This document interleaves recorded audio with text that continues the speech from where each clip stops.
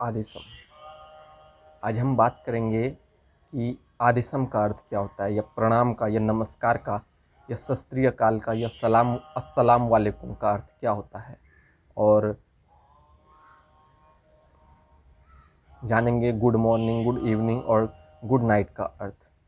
जब हम भारतीय संस्कृति में आते हैं या हिंदू संस्कृति परंपराओं में आते हैं और जैसे मैं आदेशम कहता हूँ, तो इसका अर्थ क्या होता है। नाथ संप्रदाय में आदेशम का अर्थ क्या होता है। यदि हम आदेश की बात करें तो एक आदेश होता है कि आदेश देना, अर्थात किसी को आज्ञा देना, किंतु ये आदेशम आज्ञा देने का आज्ञा देने को नहीं कहते हैं।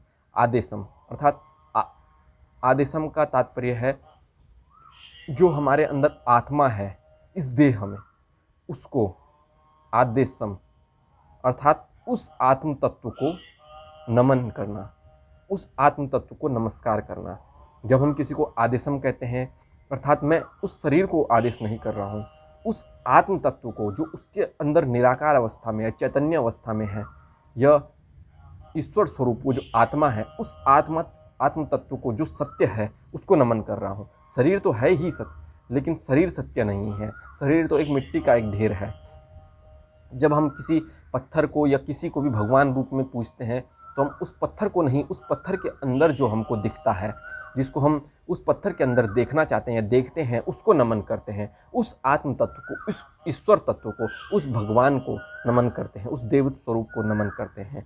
यदि हम प्रणाम की बात करें तो प्रणाम का अर्थ यही है कि प्राण, जो इस शरीर के अंदर प्राण तत्व है, या आत्म तत्व है, या चैतन्य तत्व है, उस तत्व को, उस अस्थि प्राण प्रणाम मतलब प्रण है, उस प्राण के आयाम को नमन है। उस प्रणाम का अर्थ यही है, नमन है उस आत्म तत्व को, अर्थात उस प्राण तत्व को नमन है। जब हम नमस्ते कहते हैं, नमन है अस्थि मतलब नमन है उसको, किसको, इस आत्म तत्व के अंदर, जो इस शरीर के अंदर आत्म तत्व है उसको। जब हम इससे थोड़ा बाहर हट के राम राम कहते हैं, राम राम का अर्थ भी यही निकलता है कि राम राम अर्थात राम, उस राम को नमन है जो सब में व्याप्त है। हरे कृष्णा हरे राम, राम राम, यही अमूमन यही कहा जाता है, या और भी गांव देहात में जो भी अन्य वो कहा जाता है। भारतीय संस्कृति परंपराओं में जो हमारे ऋषियों द्वारा और बड़े बड़े योगी तपस्वियों द्वारा ये जो शोध करके जो ये शब्द बनाए गए हैं, ये बहुत गूढ़ तत्व हैं या गूढ़ शब्द हैं। इनका हम जब व्यापक अर्थ निकालते हैं तो इनका अर्थ बहुत ही व्यापक निकलता है। अर्थात ये जो हमारे महर्षियों द्वारा या ऋषियों द्वारा या शास्त्रों या ग्रंथों द्वारा जो हमको ये जो एक तोहफा दिया गया है, जैसे हम किसी को नमस्ते कहते हैं तो सबसे पहले स्वयं से मिलना, इसका अर्थ है स्वयं से मिलना। सबसे पहले इस शरीर के अंदर जो आत्म तत्व है उससे मिलना। बाद में हम जैसे विदेशी या पाश्चात्य सभ्यता में हाथ मिलाते हैं, वैसे हाथ नहीं मिलाते हैं, हम तो गले मिलाते हैं। गले मिलाने का अर्थ है कि स्वयं तो हम मिल चुके हैं, अब हम आपसे भी मिलना चाहते हैं। जो हमारे अंदर है वही आपके अंदर भी है। तो इसलिए एक कहते हैं ना कि एकता में अनेकता, मतलब अनेक में भी जो एक है उसको देखो, और एक में भी जो अनेक है उसको देखो। सब में वही है जो एक में है, या सब में वही है जो आप में है, वही सब में है।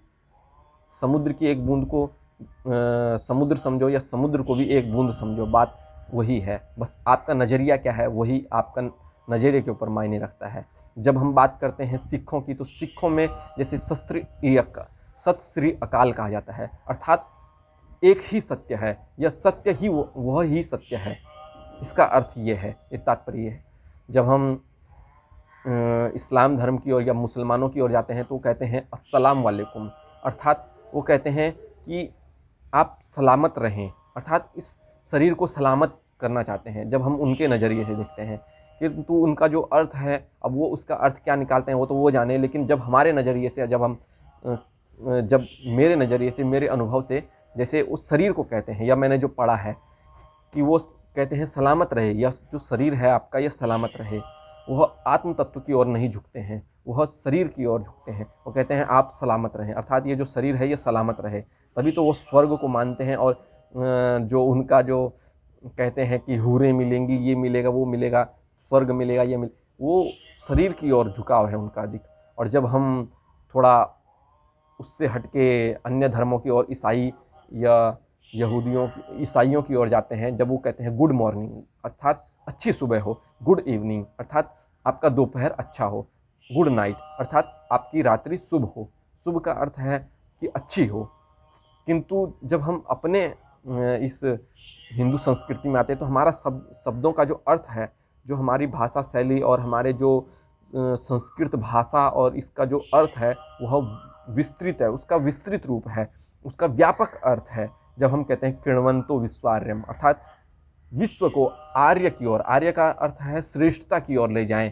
हम कहते हैं वसुंधैव कुटुंबकम, हम एक वसुंधैव मतलब पूरे संसार को एक कुटुंब की भांति मानते हैं।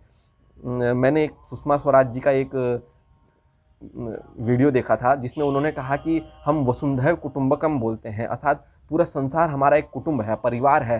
किंतु जो विदेशी लोग हैं या अन्य सभ्यता के लोग हैं वो कहते हैं कि संसार एक बाजार है, वो उस संसार को एक व्यवसाय का एक माध्यम मानते हैं, इस संसार को बाजार मानते हैं।